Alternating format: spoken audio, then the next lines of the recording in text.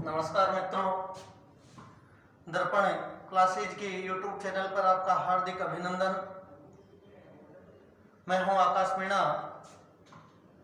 हमने व्याकरण का एक अहम बिंदु वर्ण टॉपिक पिछले 2 वीडियो में देख चुके हैं।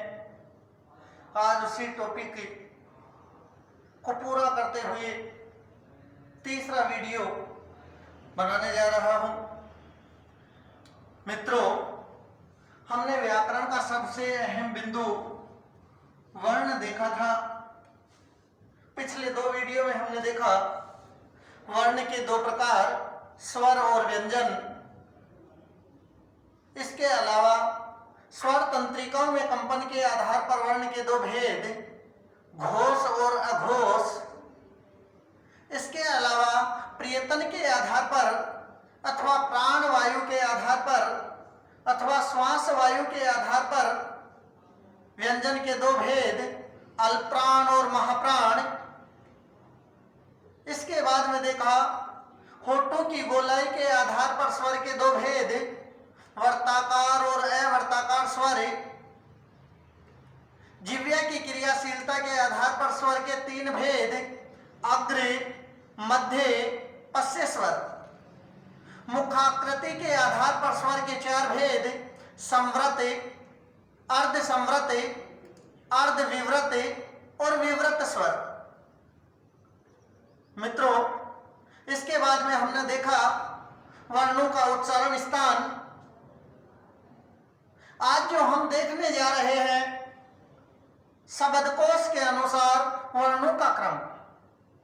मित्रों, फर्स्ट ग्रेड में, रीट में, राजस्थान सब इंस्पेक्टर में, पटवारी ग्राम सेवक में, आरपीएससी एलडीसी में अक्सर ऐसा एक प्रश्न पूछा जाता है कि कौन सा वर्ण या कौन सा शब्द कौन से शब्द के आगे या पीछे आएगा। मित्रों, उसी टॉपिक को आज के वीडियो में हम देखने जा रहे हैं और टॉपिक होगा अपना शब्दकोश के अनुसार वर्णों का क्रम। हेडिंग डालिए,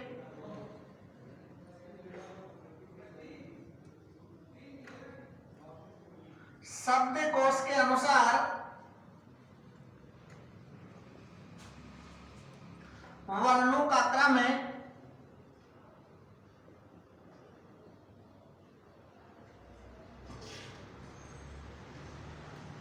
मित्रों, शब्दकोश का प्रारंभ हमेशा अनुस्वार से किया जाता है। सबसे पहले अनुस्वार, चंद्र बिंदु, विसर्ग, ए, आ, ई, उ, ए, ऐ, ओ, औ। मित्रों, इसके बाद में व्यंजनों को लिया जाता है के और के बाद में लिया जाता है क्ष, ख, ग, घ, च, छ, ज, ग, झ, ट, ठ, ड, ढ, त, त्र, थ, द, ध, ध, न, प, फ, ब, भ, म, य, र, ल, व, स, स्त्र, से, है। मित्रों, शब्दकोश का प्रारंभ हमेशा अनुस्वार से होता है और शब्दकोश का अंत है से होता है। इससे संबंधित प्रश्न काफी बार परीक्षा में पूछे जाते हैं। जैसा कि पिछले एग्जामों में पूछा गया शब्दकोश के अनुसार सही क्रम है। प्रश्न नंबर 1 देखिए, शब्दकोश के अनुसार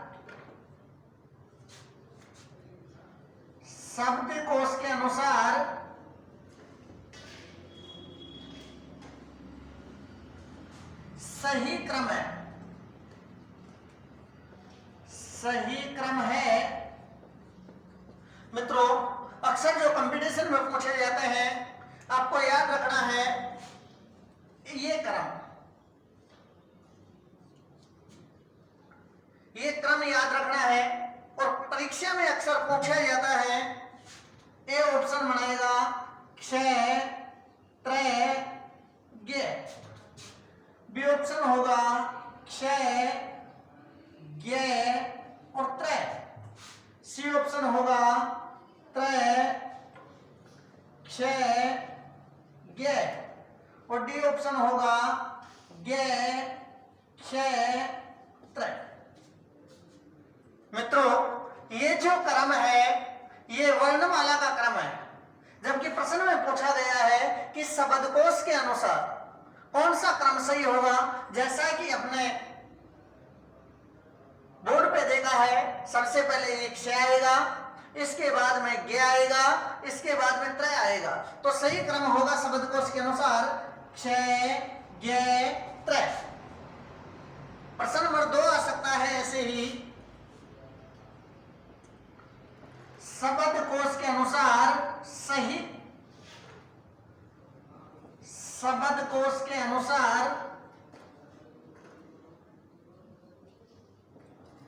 सबसे पहले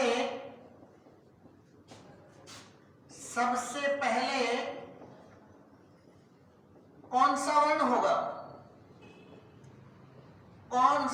होगा या आएगा। ए ऑप्शन होगा इसमें ए, बी ऑप्शन होगा अंगी, सी ऑप्शन होगा एह और डी ऑप्शन होगा कै। मित्रों, शब्दकोश का जो प्रारंभ है वो अनुस्वार से होता है, इसलिए यहां बी ऑप्शन हमारा बिल्कुल सही हो जाएगा। ऐसे ही प्रश्न बनते हैं कि निम्न शब्दों को क्रम से जचाइए, कौन सा शब्द पहले आएगा और कौन सा शब्द बाद में आएगा। तो एक बार स्क्रीनशॉट ले लीजिए ताकि कुछ प्रश्नों को हम हल कर सकें। शब्दकोश के अनुसार वर्णों का क्रम।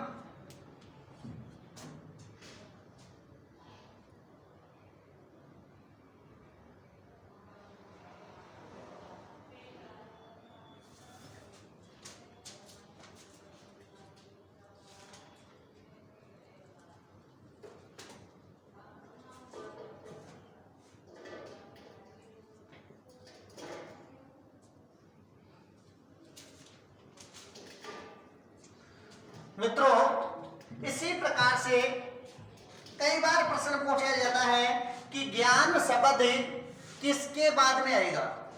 ज्ञान शब्द कौन से वर्ण के बाद में मिलेगा। ए के बाद में, बी है के बाद में, सी गे के बाद में और डी कहीं भी। तो ज्ञान शब्द है, ज्ञान शब्द हमेशा जय के बाद में मिलेगा। क्षमा शब्द हमेशा कै के बाद में मिलेगा।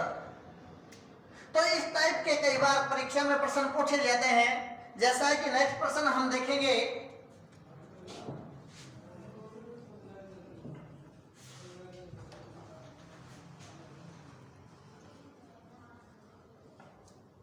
प्रश्न होगा मेरा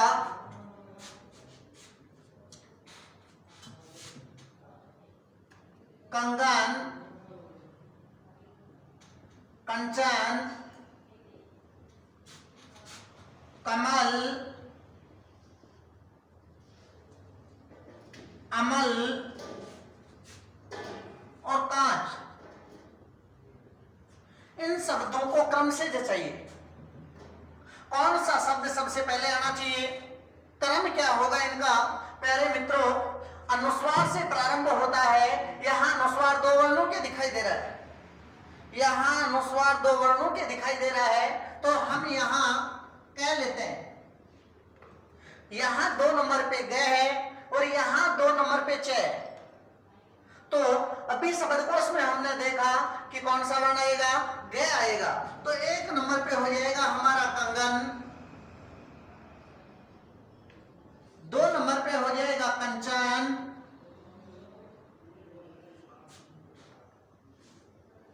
मित्रों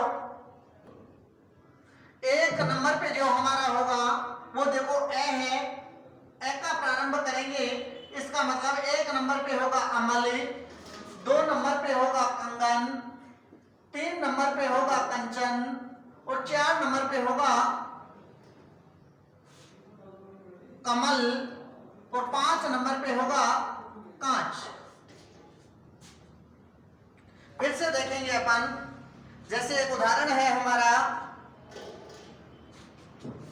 50,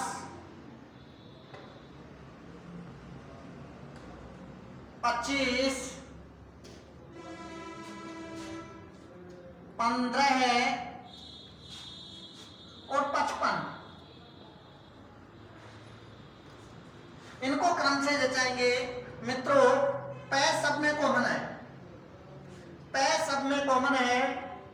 सेकंड नंबर पे देखो यहाँ च और आ की मात्रा है, यहाँ च है, हलंत है, यहाँ न है और यहाँ च। तो 1 नंबर पे हमारा जो उदाहरण होगा वो होगा 55, 2 नंबर पे हमारा उदाहरण होगा 50, 3 नंबर पे हमारा उदाहरण होगा 25 और 4 नंबर का क्रम होगा 15। ऐसे ही मित्रों अगला उदाहरण हमारा है नक्री, तक्री, वक्री और चक्र। क्रम से जचाएंगे हम। सबसे पहले देखो कौन सा वर्ण आएगा, च, च का मतलब चक्र। नंबर 2 पे ते, तक्र, नंबर 3 नक्री और नंबर 4 वक्र। मित्रों यदि इस प्रकार से हम बार बार अभ्यास करें तो यह बिंदु बड़ा ही आसान है। जैसे एक उदाहरण देखेंगे अपन, और उदाहरण है अन्यत्र, अन्यत्र, सर्वत्र, कलत्र और एकत्र। कौन सा वर्ण सबसे पहले आएगा, शब्द कौन सा आएगा, तो देखो सबसे पहले आएगा अन्यत्र, 2 नंबर पे आएगा एकत्र, 3 नंबर पे आएगा कलत्र और 4 नंबर पे होगा सर्वत्र। तो ये था हमारा शब्दकोश के अनुसार वर्ण और उनका क्रम। जैसे एक उदाहरण हम देखेंगे, हमारा उदाहरण है योग, जोग, भोग, रोग। क्रम से जचाएंगे हम, शब्दकोश के अनुसार क्रम देखेंगे। मित्रों सबसे पहले देखो जोग आएगा, इसके बाद में देखो भोग आएगा, इसके बाद में योग आएगा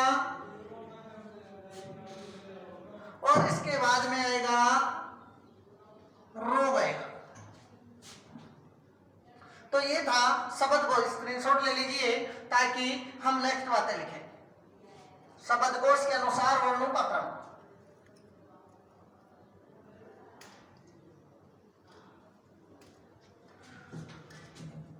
मित्रों 4 बातें इस वर्ण टॉपिक में पूछी जाती हैं। अक्सर YouTube चैनल के कई वीडियो मैंने देखे, 90% वीडियोज में ये बातें नहीं है।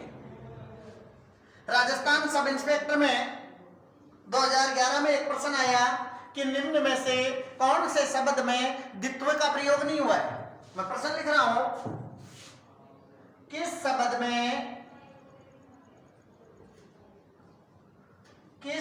में द्वित्व का प्रयोग नहीं हुआ है।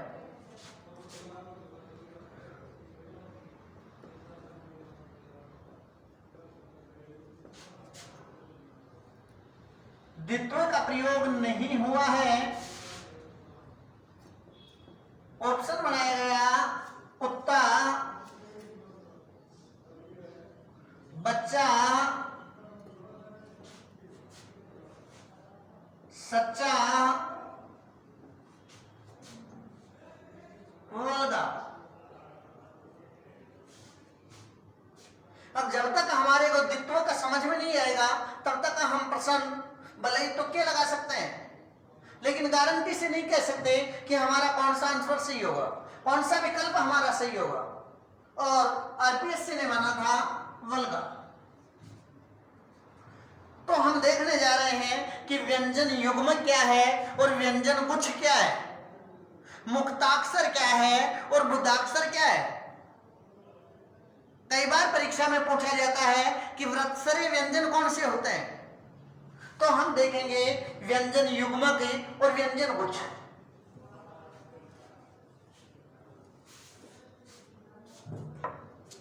मित्रों, हेडिंग डालिए व्यंजन युग्मक, जिनको हम द्वित्व भी कह सकते हैं।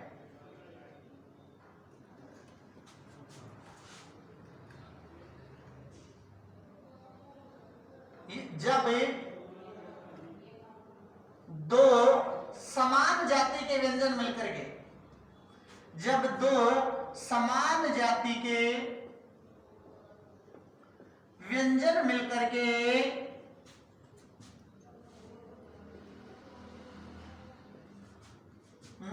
के किसी शब्द का निर्माण करते हैं, किसी शब्द का निर्माण करते हैं,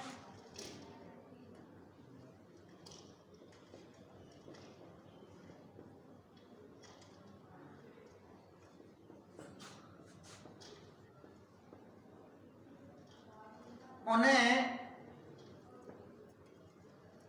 व्यंजन युग्मक कहते हैं, युग्मक कहते हैं।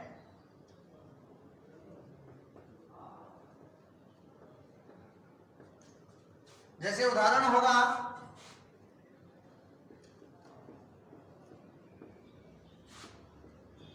सज्जन,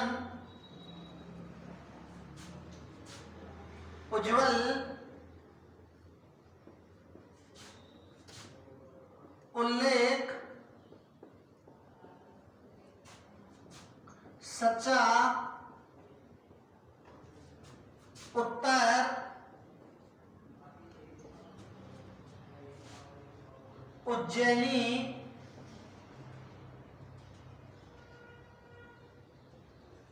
उत्तेजना,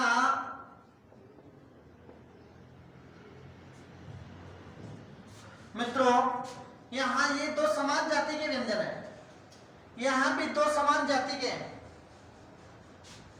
और समान जाति के व्यंजन मिलकर के यदि किसी शब्द का निर्माण करते हैं तो व्यंजन युग्मक या द्वित्व कहलाते हैं।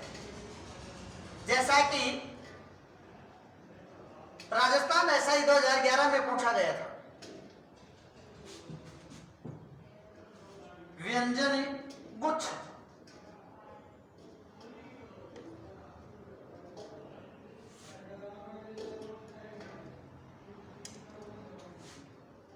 जब दो असमान जाति के व्यंजन मिलकर के, जब दो असमान जाति के व्यंजन मिलकर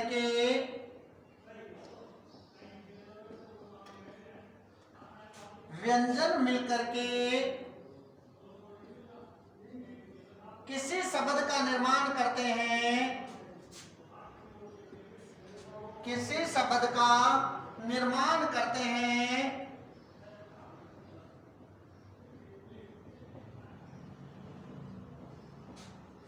उन्हें व्यंजन गुच्छ कहते हैं। व्यंजन गुच्छ कहते हैं।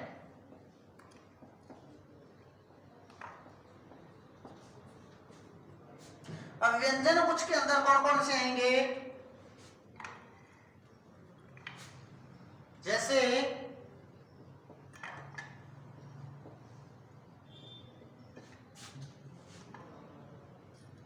सत्कार, सत्कार, उन्माद,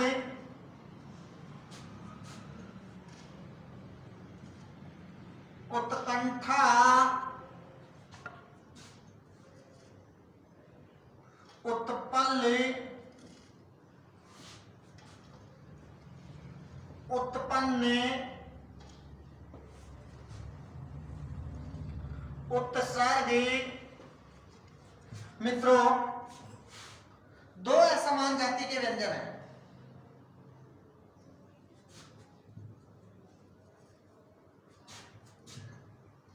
यदि दो असमान जाति के व्यंजन मिलकर के किसी शब्द का निर्माण करते हैं तो व्यंजन गुच्छ कहलाते हैं, और समान जाति के हो तो व्यंजन युग्म कहलाते हैं। ऐसे ही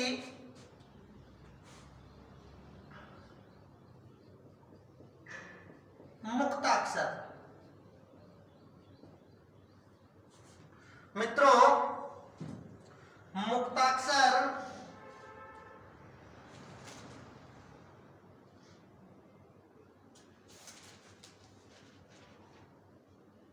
मुक्ताक्षर जिसकी परिभाषा है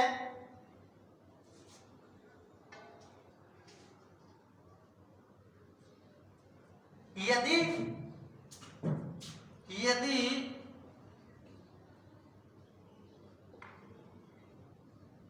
कोई शब्द स्वर युक्त होता है, यदि कोई शब्द का अंतिम वर्ण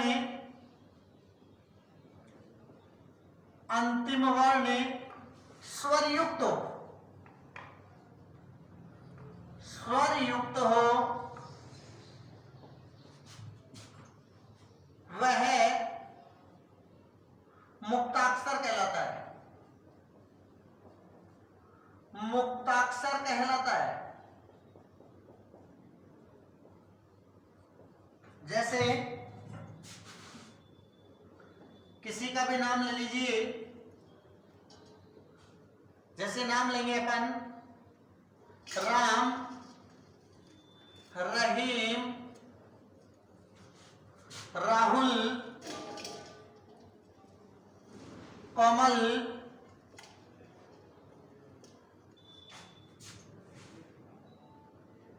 अविनाश,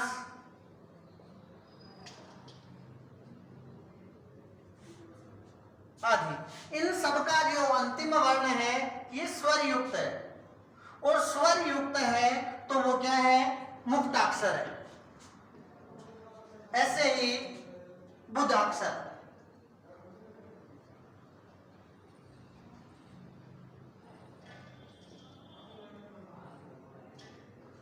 यदि किसी शब्द का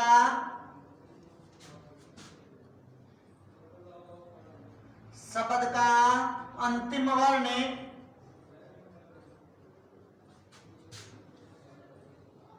स्वर रहित या हलंत लिख देते हैं हो, वह बुधाक्षर कहलाता है। बुधाक्षर कहलाता है। मित्रों, उदाहरण देंगे हम, जैसे श्रीमान, संसद, संसदि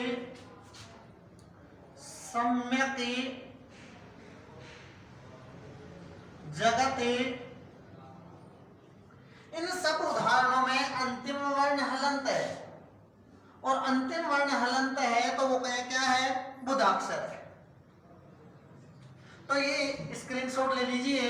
ये चार महत्वपूर्ण बातें थी कि व्यंजन युग्म की अद्वित्व क्या है, व्यंजन गुच्छ क्या है, मुक्ताक्षर क्या है और बुधाक्षर क्या है। स्क्रीनशॉट ले लीजिए ताकि हिंदी से संबंधित महत्वपूर्ण बातें देखते हैं।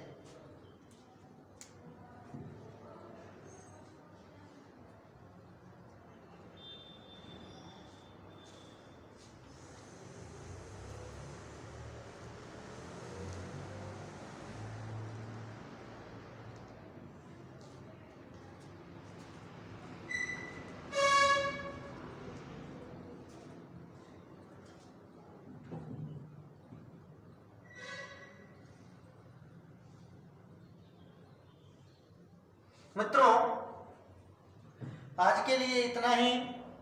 नेक्स्ट वीडियो में देखेंगे हिंदी से संबंधित महत्वपूर्ण बातें।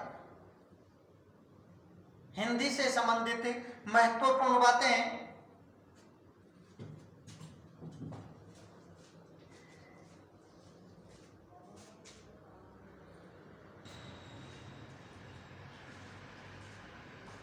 मित्रों, महत्वपूर्ण बिंदु है। पहला बिंदु हमारा है हिंदी भाषा की लिपि का नाम देवनागरी लिपि है। काफी बार परीक्षा में पूछा जाता है कि हिंदी भाषा की लिपि का क्या नाम है, देवनागरी लिपि। देवनागरी लिपि के बारे में आपको याद होना चाहिए कि यह हमेशा बाईं ओर से दाईं ओर लिखी जाती है। देवनागरी लिपि हमेशा बाईं ओर से दाईं ओर लिखी जाती है और प्रत्येक अक्षर की बनावट समान होती है। मित्रों, अंग्रेजी भाषा की लिपि का नाम रोमन है और पंजाबी भाषा की लिपि का नाम गुरुमुखी है। तो हिंदी भाषा की लिपि का नाम देवनागरी लिपि है। दूसरा बिंदु है भारतीय संविधान के अनुच्छेद 343 भाग क। मित्रों, पटवारी मेंस के एग्जाम में पूछा गया था कि संविधान के कौन से अनुच्छेद में या संविधान के कौन से अनुच्छेद के तहत हिंदी को राजभाषा और देवनागरी लिपि का दर्जा दिया गया है। इसकी लिपि देवनागरी है और हिंदी भारत की राजभाषा है। ये संविधान के अनुच्छेद 343 भाग क में उल्लेखित किया गया है। तीसरा है संविधान की 8वीं अनुसूची में 22 भाषाएं हैं, हिंदी भी उन 22 भाषाओं में शामिल है। चौथा है हिंदी को राजभाषा बनाने का प्रस्ताव। कौन से विद्वान के दिमाग में है कि हिंदी राजभाषा होनी चाहिए? मित्रों, राजभाषा वह है भाषा जिससे राजकीय कार्य होते हैं। राजकीय कार्य में प्रयुक्त होने वाली भाषा राजभाषा कहलाती है और हिंदी भारत की राजभाषा है। जब बालक या बालिका का जन्म होता है, जन्म के समय जो अपनी माँ के मुंह से जिस भाषा को सुनते हैं वह मातृभाषा कहलाती है। और भारत की मातृभाषा अलग अलग है। राजस्थान में राजस्थानी, हरियाणवी, गुजराती, मराठी, तेलुगु, पंजाबी, कन्नड़ अलग अलग भाषाएं। तीसरी भाषा है राष्ट्रभाषा। भारत की कोई राष्ट्रभाषा नहीं है। यदि पूरे देश में एक भाषा बोली जाती है वही उसकी राष्ट्रभाषा है। अब भारत में तो ऐसा कहीं भी नहीं है। कहीं हिंदी बोली जाती है, कहीं पंजाबी बोली जाती है, कहीं गुजराती बोली जाती है, तो कहीं अंग्रेजी बोली जाती है। तो हिंदी भारत की राजभाषा है और ऐसा संविधान के अनुच्छेद 343 भाग क में उल्लेख किया गया है। राजभाषा आयोग की स्थापना 7 जून 1955 को की गई। मित्रों, 7 जून 1955 को की गई और राजभाषा अधिनियम 1963 में पारित हुआ था। राजभाषा अधिनियम 1963 में पारित हुआ था। महात्मा गांधी ने हिंदी भाषा के प्रचार प्रसार के लिए वर्धा महाराष्ट्र में हिंदी नागरी प्रचारिणी सभा की स्थापना की थी। भाषाई आधार पर सर्वप्रथम आंध्र प्रदेश का गठन हुआ था। काफी बार पूछा जाता है कि भाषाई आधार पर कौन से राज्य का गठन हुआ था? आंध्र प्रदेश का। मित्रों, हिंदी क्षेत्र की जो प्रमुख बोलियां हैं उन्हें विभाषा कहा जाता है। हिंदी क्षेत्र की प्रमुख बोलियों को विभाषा कहा जाता है और हिंदी भारोपीय भाषा परिवार की भाषा है। हिंदी भारोपीय भाषा परिवार की भाषा है। एक बार स्क्रीनशॉट ले लीजिए ताकि आगे देखें।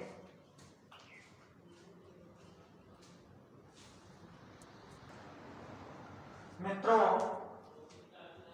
इसका स्क्रीनशॉट ले लीजिए। काफी महत्वपूर्ण बातें हैं। प्रत्येक वर्ष 14 सितंबर को राष्ट्रीय हिंदी दिवस मनाया जाता है, जबकि विश्व हिंदी दिवस 10 जनवरी को मनाया जाता है। पहला विश्व हिंदी दिवस 10 जनवरी 2006 को मनाया गया था। पहला विश्व हिंदी दिवस 10 जनवरी 2006 को मनाया गया था।